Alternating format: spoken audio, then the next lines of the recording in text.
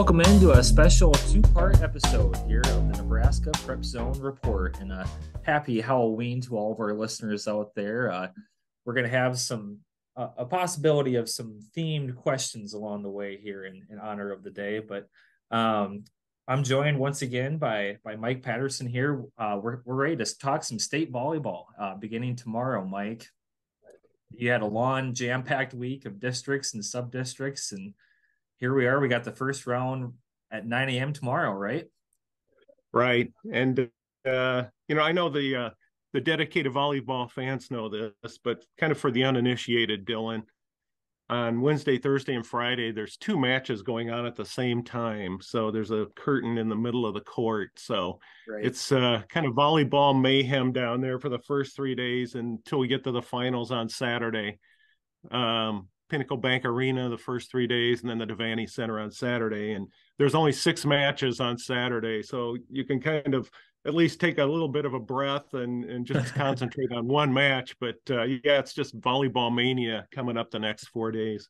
Absolutely, yeah. I mean, like I said, 9 a.m. on, so jam-packed days for all the volleyball fans to come to Lincoln. So if we want to just get right into it here, looking at the brackets, kind of what are some of the major storylines starting with Class A? I mean, obviously you have Papio South going against their arch rival again in the 1-8 matchup. It's the team that gave the Titans their only loss this year, so that's pretty cool that we have that in the opening round to start things. Right, cool. Unless your name is Papio South, because it's the number one seed, Dillon. Right. That's a really tough first rounder for them. And Papio, of course, you not only have the traditional rivalry there of the schools, but the Monarchs are the only team that were able to defeat Papio South. So the Titans go in 35-1, and they have to be considered the favorite, two-time defending champion, going for their 4th title in 5 years. They're ranked 10th nationally. The only thing about the Titans is that their very fine setter, Charlie Solomon, she's kind of a setter and hitter combination. She suffered a high ankle sprain couple weeks ago in the Metro Conference tournament, and she hasn't played since. So her playing status is still kind of up in the air. I think the Titans really are going to need her out there. It's not something that they can't overcome, but boy, they're a lot better team with her. So we'll just have to see how that plays out, Dillon. But yeah, really tough opener for the number 1 seed, the Titans, playing Papio. Right. And of course, we're in this situation because Papio gets that wild card, right, by less than a half point, I think, over Millard West. I mean, they just barely snuck in there, and now they get this 8 seed because I think they lost to, was it Pius in the district final last week? That's right. Papio had to go down, played at Pius. They weren't able to win that. Then they had to sweat it out because there's only one wild card in Class A. Unfortunately for Millard West, they're the team that was just on the outside. So they were, hundredths of a point behind in the wild card points. So the Wildcats had a nice season, but yeah, Papio was able to snag that one lone wild card. Yeah. And so, looking at this match, what are the keys? I mean, obviously these two teams know each other well. And what will coach Katie Tarman for Papio South? What is she going to rely on? Obviously she has Lauren Medic, the USD commit, got to get that in there. Go Yotes. But who are some of these other star players that have kind of stepped up for her team this year? I'd say go Yotes again, because Morgan Bodie, their middle, is also a South Dakota player. That's right. So yeah, I'm guessing that Katie has gone back to that film. They've beaten the Titans 5 times before they lost. The Titans had beaten the Monarchs 5 times before they lost that 6th time in the Metro tournament. Right. So I'm guessing that Katie has gone back to that match that they lost and looked at it a number of times with her team, tried to figure out what went wrong. Papio was playing on its home court that day, so it had that advantage. Really good crowd that night. The Monarchs always have a great student section. The Titans brought a nice crowd that night too, but yeah, I'm guessing just going back and looking at that film and seeing kind of what went wrong and maybe tweak a couple of things, and Solomon didn't play that night. We'll see if she plays tomorrow on Wednesday. Yep, that's one of those keys, I guess, going into this. And then on the other side for the Monarchs, they have their star player is Mia Taverdi, right? She was on our Super Six. Right.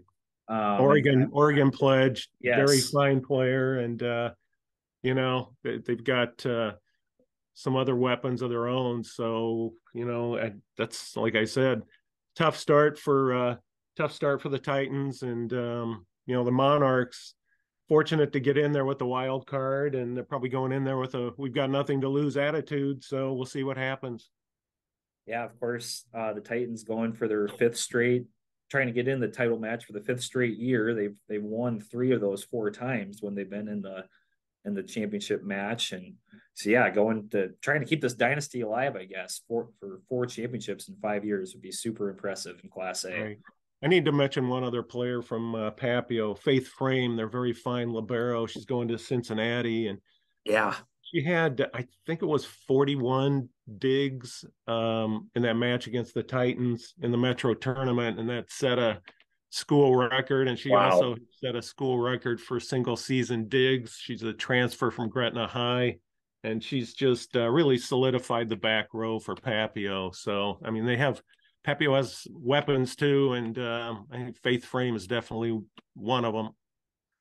Yeah, I mean they've had an incredible season too, no doubt about that. So but going into, the other matchups that we're going to get in this first round, we could have, if the Titans are able to get past Papio there, we might see a title rematch from last season with Omaha West Side in that 4-5 slot. That's right. Got the Warriors made it back to state. They were able to defeat Gretna in the district final, and Grand Island's had a nice season. They've kind of been a little bit under the radar this year, but they've got some big hitters in Tia Trout and Hayden Hughes, and those two have combined for pretty close to 900 kills this year, Dillon. So they bring a lot of offense. So that could be one of the closer first rounders too, Westside and Grand Island. Yeah, what do you see in that matchup? What's your prediction? Do you think the Warriors can pull it off? I'd probably give the Warriors a slight edge. They're just kind of a little more battle tested in the fact that they finished second last year. That's always really good motivation. So they've kind of regrouped since Peyton Meyer, their setter, was injured a few weeks ago. So they've had to kind of piece it together a little bit since then, but they haven't really slowed down much. So yeah, just a slight edge to the Warriors there. Okay. Yeah, and then on the other side of the bracket, we have an all Lincoln matchup in the 2-7 with Southwest taking on Pius, and we already mentioned that Pius team. It's a dangerous team that knocked off the Monarchs. Right. I think Thunderbolts are playing probably about their best volleyball down the stretch here, but I think the edge still has to go to Lincoln Southwest. They're another battle tested team, and they about a month ago, maybe a little bit more, they had a really disappointing effort in the Allison Weston Monarch Invitational, and really since then they put it back together again, and I think they're firing on all cylinders. Malaya Long is their fine setter. She was another one of our Super Six, so she's going to Marquette.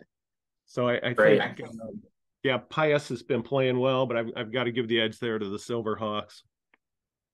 All right, and then our last matchup there, it features Bellevue West is back in the state tournament. Of course, they have the championship pedigree from years ago. They last won a state title in 2006, and I remember you writing about this team, throughout the season. They've been impressive, and now they get to face a really tough Lincoln East team in the first round matchup. Right. Spartans are another team that have been a little bit up and down this season, but yeah, they're back at state. Bellevue West, I think the Thunderbirds are having a really nice season. They made it to the semifinals of the Metro tournament and were able to get back to state. I think the one thing that hurts the T-Birds a little bit is if they're playing a taller team like they played West Side, they don't quite match up with those taller teams quite so much. But I think the T-Birds have done well to get back to state, but I'm going to give a slight edge to the Spartans there in that first rounder. Okay, so then we'd have all Lincoln semifinal then, right? Southwest versus East. Who do you like in that then? Right. I'm going to go with the Silverhawks. In recent years, they played well going into the state tournament, and granted, all the competition is really tough down there at state, but they haven't quite been able to finish things off. They're still looking for their first state title. So I'm going to go with the Silverhawks, a little bit of an edge over the Spartans in that semifinal. So then they would reach the title game, and who do you have facing them? Would it be Papio South or West Side? Well, 35-1, and they've just been ruling the roost all season long. I just can't go against Papio South, so I've got them over West Side. And when push comes to shove in that 7 p.m. final on Saturday, with or without Charlie Solomon, I'm going to give the edge to Papio South. I just think that they've got a couple of freshmen that have stepped up this year big time, and Lauren Medic, they're really fine hitter. She seems to elevate her game, which is already very, very high, elevated even to a new level at state. So I'm going to go with the Titans to finish off the deal this year and win their third straight, Dillon. Okay, sounds good. So if we want to move into Class B bracket is a little interesting. When I took a look at it a couple of days ago, we have obviously a nationally ranked, top ranked national team in Omaha Skutt as the 3 seed here in Class B.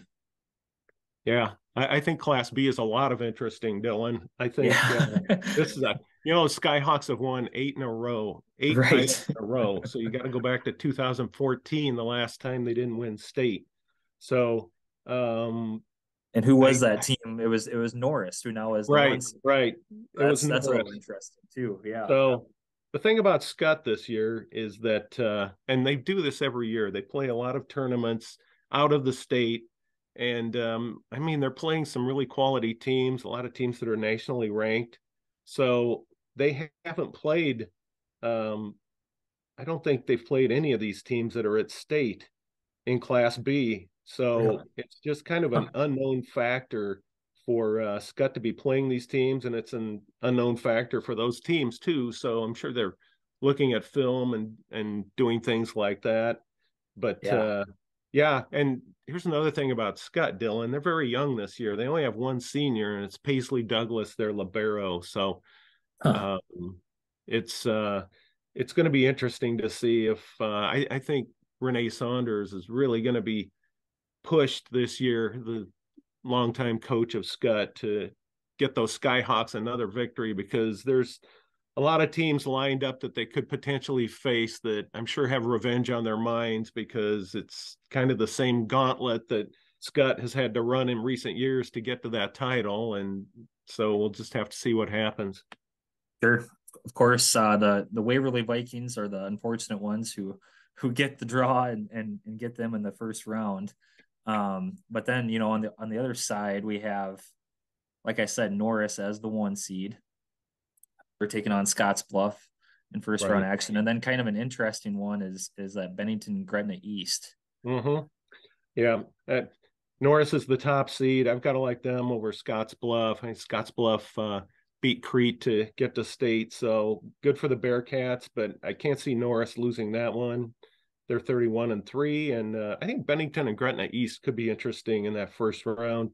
Bennington's defeated Gretna East 3 times this season, but I saw the Griffins in the district final, and of course it's their first year of varsity play, and there they are making it to the state tournament. So props to Coach Mike Brandon and his Griffins. And I think much like Papio in Class A, Gretna East is going to go in with we don't have anything to lose attitude, and I think that could be a dangerous first rounder for Bennington. So I gave the slight edge to Bennington, just going by what's happened this season. But if Gretna East was able to win that first rounder with, like I said, veteran coach Mike Brandon, who led the Gretna High teams to the state tournament several years, his team might be new at state, but he's not. So we'll see how that one plays out. And moving down to the bottom half of the other bracket, we got Elkhorn North and Seward.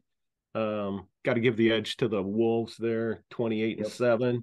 And then going to give the edge to Scott over Waverly, even though I think the Vikings are one of those teams bent on revenge. And, you just look at the Nebraska roster, and they've had some Waverly players and in recent years, and it just shows you the quality of play down there. And then Terry New Year does a really nice job as coach there. And Becca Alec is one of the Huskers' best players this season. She played at Waverly. So I think that's really Scott's first big test. And I will pick the Skyhawks, but if that one went 4 or 5, I don't think it would really surprise me.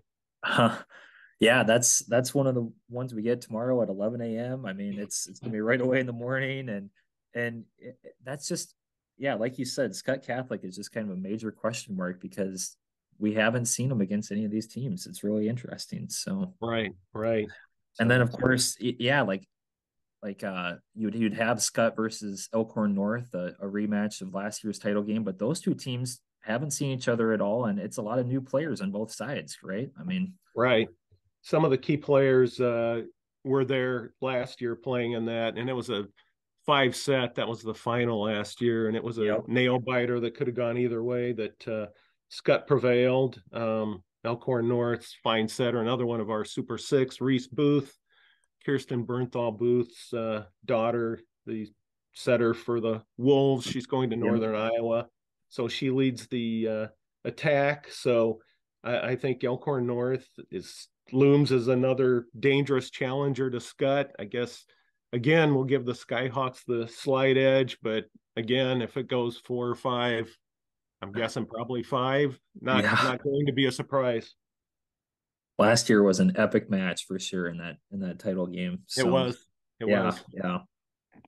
But then on the other side, we'd have Norris taking on Bennington, right? And then right. Like I said, I wouldn't be surprised if Gretna East is their opponent, but if it's Bennington or Gretna East, I think you still got to give the edge to Norris. Really good team again this year. Coach Bosiger, Christina, does a fine job. The Titans are, like I said, 31-3. And I think they're probably going to edge out either Bennington or Gretna East for that semifinal, which will lead to yet another match between Scott and Norris in the final. Yeah. And, I'm going to give, again, the slight edge to the Skyhawks, but, I don't even know if they're going to get that far. We'll see if they do. If they do, once they get to that final, they just have a way of somehow making it happen, again, elevating their game. So we'll give the edge to Scott to get title number 9 in a row. Wow. Yeah. Scott, I think it really shows the competitiveness of Class B that we're talking about. Yeah, these are going to be grinded out matches. These are not going to be easy ones, especially because, it's the first time seeing them. So, right. So we've been in that situation before, Dillon, where the teams haven't really seen too much of Scott, but Scott's had such quality players over the years. Lindsey Krause comes to mind immediately.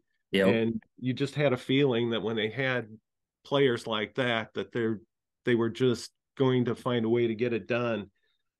This year, having only one senior and these other teams playing, I think at a really high level too. I really think that the Skyhawks are going to be challenged this year to get to that number 9. Yeah, no doubt about it. So, all right. So now moving down into some of our smaller classes here, we got in C1, Kearney Catholic as the 1 seed. It looks like it's probably going to be Kearney Catholic and Minden in that title game, in that title match. Would you say? Yeah, I think C1 is always one of the more competitive, more balanced, more parity classes that we have. Kearney Catholic, the Stars come in as the top seed. They're playing Syracuse in the first round, so I like the Stars there. Malcolm and Pierce, that's another first rounder on that side of the bracket. Slight edge to the Malcolm Clippers. Hallie Dolliver, very fine hitter for Malcolm. She leads the state in kills. I think she's at maybe 570 or so. Wow. On the other side of the bracket, the Minden Whippets, 33-1. They just suffered their first loss to Kearney Catholic in sub-districts, they'll play Grand Island Central Catholic, the defending champion. Slight edge to Minden there, and Gothenburg and Platteview and the other one. I like Gothenburg there, which would set up Kearney Catholic and Malcolm. I think that could be a really good match, but we'll stay with the top seeded Stars. Minden and Gothenburg, two teams that know each other from the regular season, combined records of 65-3. So it shows you what kind of seasons those two have had, but we'll give Minden a slight edge. And I think in that final, it's been a while since Kearney Catholic has taken home that hardware, but I think maybe with positive Harburg vibes coming from the Nebraska football team, I think maybe Kearney Catholic gets it done this season in Class C1. Yeah, do you think he shows up? Well, no, they're going to be on the road this weekend. Unfortunately, he won't be able to be in the building there on Saturday, but since he might be a little busy up in East Lansing, I doubt seriously if he's going to make it. But he's got, I think it's two younger sisters playing for the Stars. That's right. Yep. So and another one I think is an 8th grader, and she's the team manager. So that the Stars are kind of Team Harburg too. So yep. Yeah, it's just, I think, like I said, C1 really tough. Slight edge to Kearney Catholic to get it done. Okay, yeah. Heinrich is going to bring the good mojo from up in East Lansing. Yeah. After he brings good mojo to the Huskers up there against the Spartans, we hope. to clinch the bowl berth. Yeah, exactly. Yep. So, yep. All right. Well, and then up in C2, the dynasty continues for Lincoln Lutheran, perhaps. They're the 1 seed, but then they have a 32-1 Clarkson Lee down there as the 2 seed in C2. Right. On the other side of the bracket. So yes. Yeah, Lincoln Lutheran, the top seed. They had won 74 matches in a row earlier this year, Dillon, until Kearney Catholic snapped that streak. Yep. Lincoln Lutherans against Summerland in the first round. We'll stick with Lincoln Lutheran there. UTAN and Elmwood Murdoch, couple teams from close to home here. I think that one could go either way. I think maybe Elmwood Murdoch might be able to pull the upset there. We'll see. I think that one's going to be really close.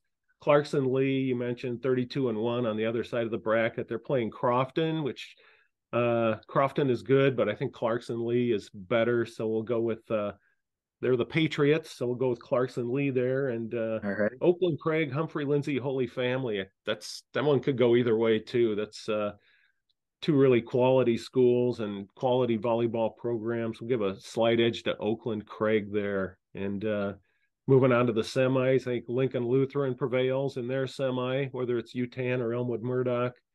And Clarkson Lee, I think, will prevail in the other one to defeat Oakland Craig, which sets up that final, and Lincoln Lutheran going back to defend their title, and I think they're going to do it. So we'll stick with Lincoln Lutheran to finish it off and take home another championship trophy for longtime coach Sue Ziegler. All right. And then down in D1, looks like the West Point Guardian Angels as the 1 seed. Right. I think D1 is it's a tough one to pick this year, Dillon. I've got West Point. We always shorten it to GACC, but that stands for Guardian Angels Central Catholic. They're 25-5. They played Burwell in the first round, so we'll give the Blue Jays of West Point GACC the edge there. BDS and Amherst are playing the other first rounder that side of the bracket. That's Bruning, Davenport, Shickley. We'll give the edge to them. Here's a dangerous team from out west. Southwest, 29-3. They play Elgin Pope John. I remember watching Southwest play last year. They were in Class C2, and they lost to Oakland Craig in the first round, but it was a very long. It was either 4 or 5 sets, and every one of the sets was really close. So I think maybe that experience will help Southwest this year. So we'll say Southwest over Elgin Pope John. And O'Neill St. Mary's 31-1 has had a really nice year. We'll take them over SEM. That's Sumner, Eddyville, Miller. So we'll say St. Mary's there. Semifinals, we'll say West Point, GACC over BDS. Southwest over St. Mary's. Sets up a really tough final. Yeah, Guardian Angels Central Catholic plays in the Mid-State Conference, and that's a really grinding conference. I mean, they're very, very competitive. And I think maybe that will translate into helping them in what could be a really tough match there in the final. So we'll give a slight edge to the Blue Jays over the Rough Riders of Southwest in that D1 final. that does look like an interesting one because, yeah, I mean, you look at GACC's record 25-5. I think that shows, that type of level of competition that they were playing in the conference this year. So, Right. and then down in D2 to close it out here, we got Cambridge as the 1 seed, 26-4 on the season, and also an interesting bracket here. I mean, you have some teams from like Meridian as the 3 seed. They're from out west too, aren't they? Um, Or is Meridian? I can't remember. I think Meridian's closer to home, Dillon. Okay. I probably need to look at my map, but Yeah. yeah, there's other teams that are a lot farther away, like Wallace is farther away, and Cambridge and Overton. So, but yeah, I did D2. Once you get to D1 and D2, every team seems like has a chance to win it. Whereas some of the other classes, you think, okay, this team just seems maybe to have a clear edge over that one. D1 and D2, I think a lot of these teams are close. So let's look at Cambridge, the top seed. They're playing Shelton the first game. We'll give the edge to the Cambridge Trojans. Wallace is playing Why Not. Why Not is one of those programs that seems to show up every year, no matter what the Yep. sport is, girls basketball, volleyball, whatever. So tough one there. I think I maybe gave a very slight edge to Wallace.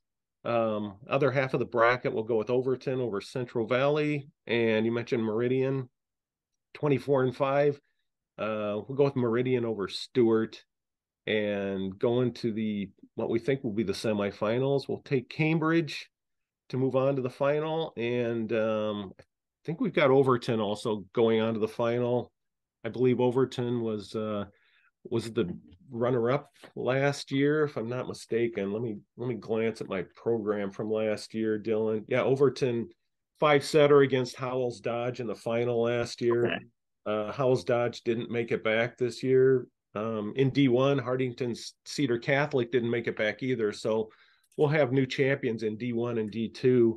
Having said that, I think it sets up for a Cambridge Overton final, and we're going to give the edge to Cambridge to finish it off. They were competing in Class D1 last year. Again, I'm referring to my program from last season just to refresh my memory. Yeah, Cambridge in D1 last year, they played a 5-setter in the first round and lost to Cedar Catholic, which went on to win the title. So I'm sure Cambridge is thinking, hey, that could have been us. Really close. It could have been us last year. So, but hey, I've been around so long, Dillon. I can remember a gal from Cambridge named Christina Hoteling, who at that Class D level went on to be a great player for the Huskers. So Really? again, it just shows the quality of high school talent all through from Class A to Class D2. So it's really something to see, and I think that really will make for another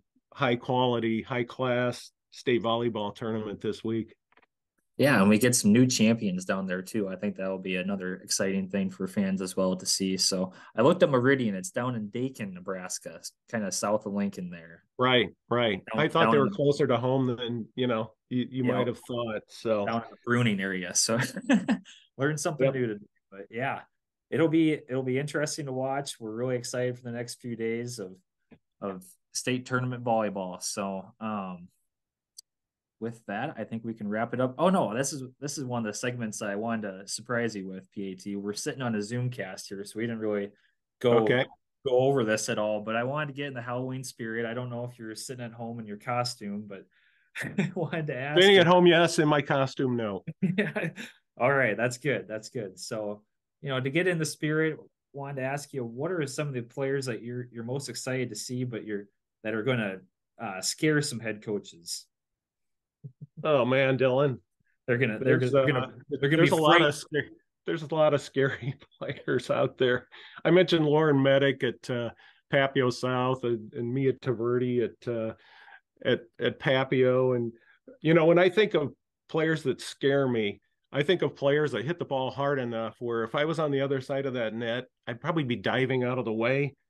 I never professed to be a good volleyball player. I saw a player named Hayden Hart playing for Gretna East. She can really hammer the ball.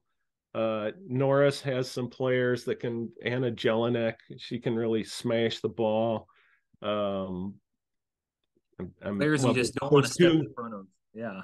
those two players from Grand Island that I mentioned, Yeah. Trout and Hayden Hughes. When you've got 900, almost 900 combined kills, you're definitely doing something right. Hallie Dolliver at Malcolm, like I mentioned, maybe 570 kills. So Wow. these are and I'm just kind of scratching the surface. Every team seems to have that really big go-to hitter, but as someone, and again, I'm kind of aging myself, but when Katie and Amber Rolfson were playing for Papio South, I was standing at the edge of the court when they were warming up one day, and I heard somebody yell, "Look out!" And I turned, and Katie Rolfson had just smashed a kill in pregame practice, and here I saw that ball just coming right for my face, and I can say with firsthand experience that didn't feel very good when that ball hit me in the Yeah. face. I marvel at the way opposing teams can a lot of times dig those what look like certain kills, and I mean that's a Right. credit to the defense on both sides, because I know that ball is not exactly soft, and B, it's coming in about a million miles an hour. So yeah, Yeah. props to the defenses there. And fortunately I was able to regroup that day, even though my glasses pretty much got smashed to smithereens. Oh But no. I was able to regroup and still cover the match that night. So Katie did That's good. apologize to me after the match, which she didn't have to because she wasn't doing anything but just warming up. So, but Exactly. yeah, that just gave me a old school here, George Plimpton firsthand experience of what it's like to be a volleyball player. There you go. Yeah, send chills down your spine for sure on a Halloween night. Yeah. Yeah, Well, for yeah. I mean, sure. I like where you took that though. I mean, thinking about these defensive players that jump up and try to block those things, like these monster killers that are that are just Mm-hmm. pounding volleyballs down left and right. It's really impressive to watch, and I'm Yeah. sure all the volleyball fans are out there are really excited to watch some of these players that that we haven't been able to see. I know you've covered some of these girls a lot, Papio South and Papio, but some of these teams from around the state that we haven't gotten a lot of coverage on. It'll be interesting to see what they can do. Right.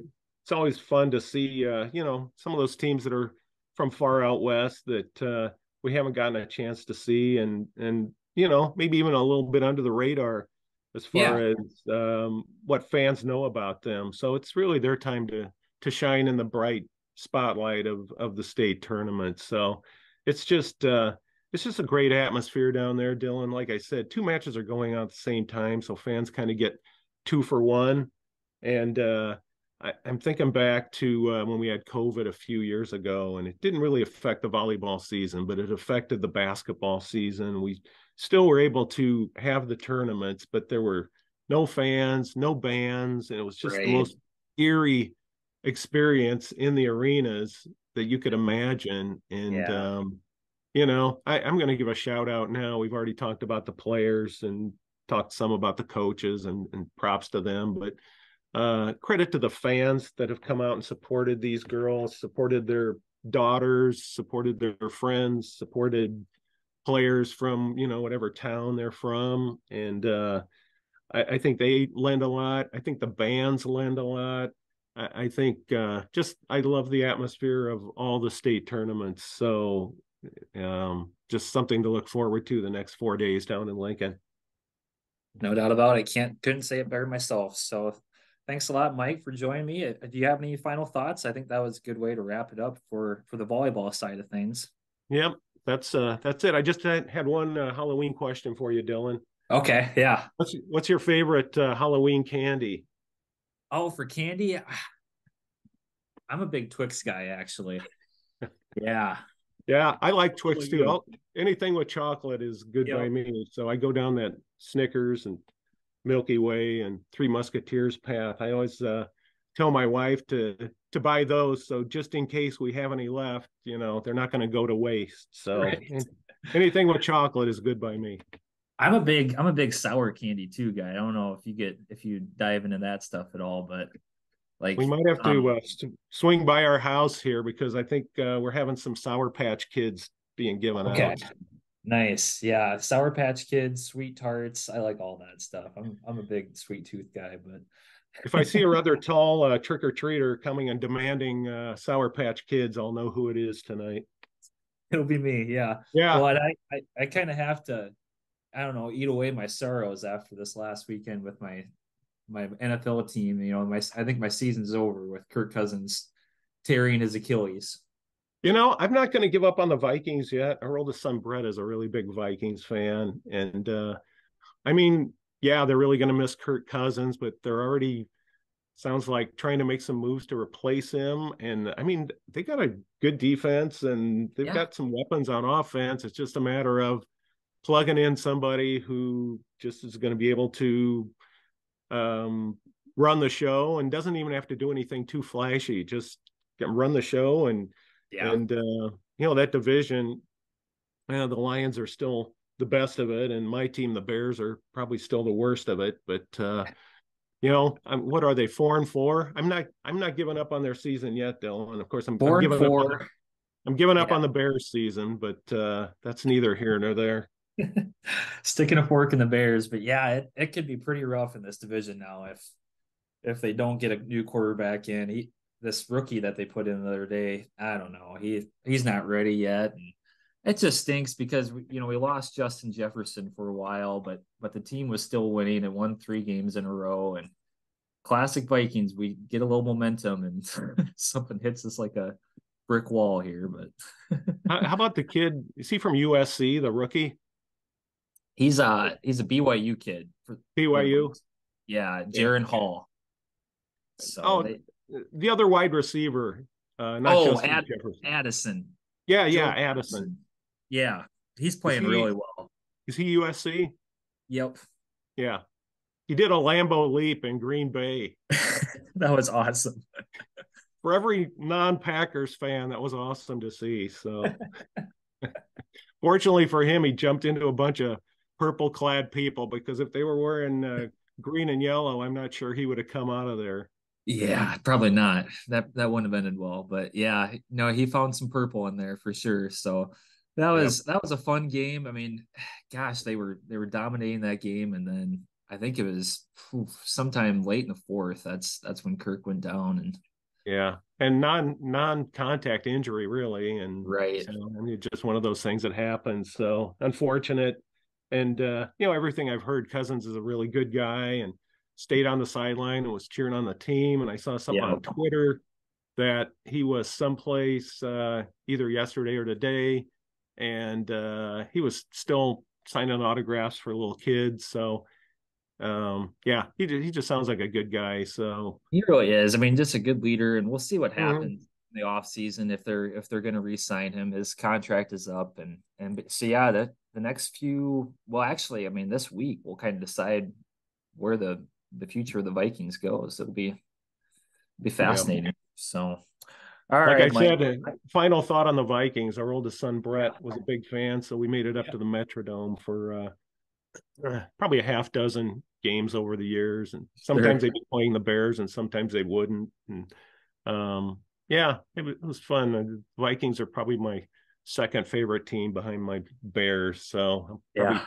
defaulting to the Vikings already. So I'm We'll see what probably happens.